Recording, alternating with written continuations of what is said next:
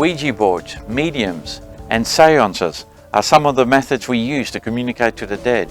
But are we really talking to our friends or loved ones when the Bible explicitly told us that we would die? So how can we explain these phenomena that seem to be telling us it's all true?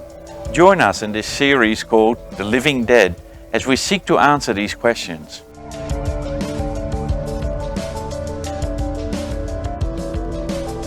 In our last series, we saw that we weren't created immortal. It was Satan that offered us immortality. According to Genesis chapter 3, our immortality could only continue if we had access to the tree of life. The Bible says that only God is immortal. In 1 Timothy 1:17 it says, "Unto the King, eternal, immortal." The Bible does say, however, that we will be given back our state of immortality when Jesus comes again. Here in 1 Corinthians chapter 15 verses 51, 52 and 54, it says this, "Behold, I show you a mystery. We shall not all sleep, but we shall all be changed in a moment, in the twinkling of an eye, at the last trumpet, for the trumpet shall sound, and the dead shall be raised incorruptible, and we shall be changed. For this corruptible must put on incorruption, and this mortal must put on immortality. So when this corruptible shall have put on incorruption, and this mortal shall have put on immortality, then shall be brought to pass the saying that is written, Death is swallowed up in victory." So the Bible says first that our bodies need to be changed. But here again, the reason we have immortality, because the Bible says we'll have access to the tree of life again. In the midst of the street of it, and on either side of the river, was there the tree of life. So then what happened to us when we die? Don't we go on living somehow? Ecclesiastes 9 verses 5 and 6 says this, "For the living know that they shall die, but the dead know not anything, neither have they any more a reward. For the memory of them is forgotten. Also their love and their hatred and their envy is now perished. Neither have they any more a portion forever in anything that is done under the sun." In the last episode, we saw that a soul is a person that is breathing, and there's nothing immortal about a soul. The Bible says in Ezekiel 18 verse 20, "The soul that sinneth, it shall die."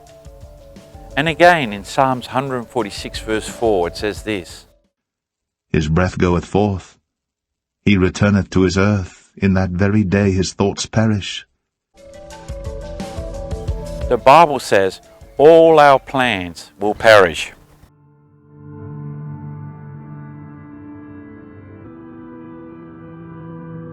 The communication of the dead was a pagan belief, and it was popular back then as it is today, that if a person died, he would come back to minister to the living. And if they're coming back to minister to the living, why shouldn't we be able to communicate with them? But it is this very practice the Bible forbids in Leviticus 19:31. "Do not turn to mediums or seek out spiritists, for you will be defiled by them. I am the Lord your God." And again in 1 Samuel 28 verse 3. By this time Samuel had died, and all Israel had mourned for him and buried him in Ramah his city. And Saul had removed the mediums and spiritists from the land.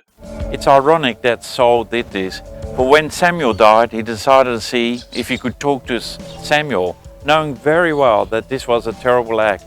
Listen what the Bible has to say about this whole ordeal. Saul disguised himself by putting on different clothes and set out with 2 of his men. They came to the woman at night, and Saul said, "Consult a spirit for me. Bring up for me the one I tell you."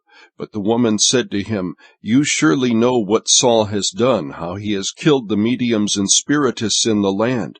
Why are you setting a trap for me to get killed?"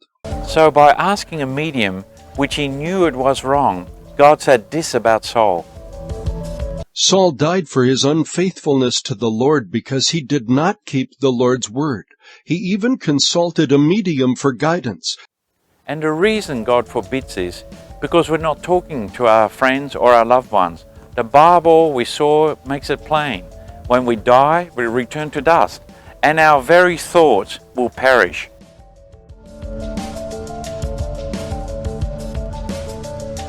So if the Bible says that we actually die and we know nothing, who do the mediums then talk to?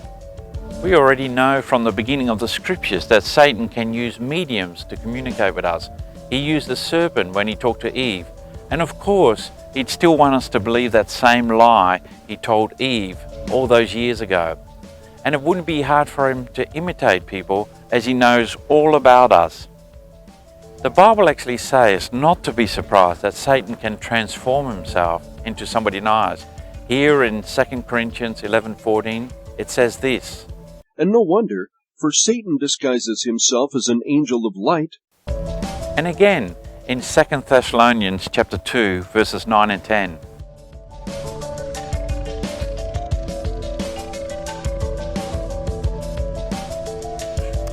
Spiritualism today teaches the same thing Satan taught Eve, that we're creatures of progression, that even from birth we progress to eternity. But scriptures tell us otherwise. However, death is not our final destiny. God does have a plan for us for all those that love Christ.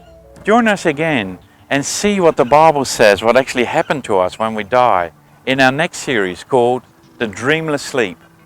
And remember, narrow is the way which leads unto life, and a few shall find it.